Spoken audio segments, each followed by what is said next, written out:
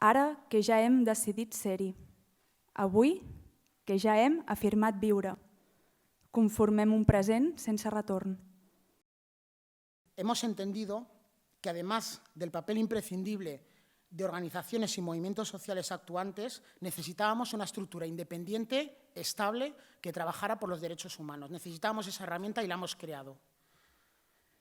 Queríamos y queremos que ésta sea pública y visible, pero que además también cuente con unos mínimos medios. Necesitamos unos mínimos medios porque si hoy nos llaman de una cárcel de Cataluña diciendo que han torturado a una persona, al día siguiente puede estar otra, porque es la manera que entendemos que podemos utilizar para romper la impunidad.